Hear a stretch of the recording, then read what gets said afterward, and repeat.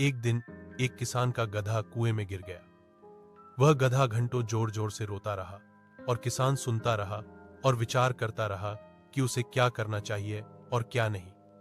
अंततः उसने निर्णय लिया कि चूंकि गधा काफी बूढ़ा हो चुका था, अतः उसे बचाने से कोई लाभ होने वाला नहीं था और इसीलिए उसे कुएं में ही दफना देना चाहिए।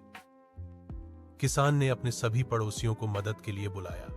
सभी ने एक एक फावड़ा पकड़ा और कुएं में मिट्टी डालनी शुरू कर दी। जैसे ही गधे की समझ में आया कि यह क्या हो रहा है, वह और जोर जोर से चीख चीख कर रोने लगा और फिर अचानक वह आश्चर्यजनक रूप से शांत हो गया। सब लोग चुपचाप कुएं में मिट्टी डालते रहे। तभी किसान ने कुएं में झांका तो वह आश्चर्य से सन्न रह गया। अपनी पीठ पर पड़ने वाले हर फावड़े की मिट्टी के साथ वह गधा एक आश्चर्यजनक हरकत कर रहा था। वह हिल हिल कर उस मिट्टी को नीचे गिरा देता था और फिर एक कदम बढ़ाकर उस पर चढ़ जाता था।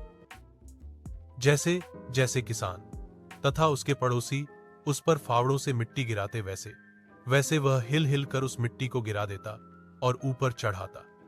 जल्दी ही सबको आश्चर्यचकित करते हुए वह गधा कुएं के किनारे पर पहुंच गया और फिर कूदकर बाहर भाग गया। ध्यान रखो, तुम्हारे जीवन में भी तुम पर बहुत तरह की मिट्टी फेंकी जाएगी, बहुत तरह की गंदगी तुम पर गिरेगी। जैसे कि तुम्हें आगे बढ़ने से रोकने के लिए कोई बेकार में ही तुम्हारी आलोचना करेगा, कोई तुम्हारी सफलता से ईर्ष्या के कारण तुम्हें बेकार में ही भला बुरा कहेगा, कोई तुमसे आगे निकलने के लिए ऐसे रास्ते अपनाता हुआ दिखेगा जो तुम्हारे आदर्शों के विरुद्ध होंगे।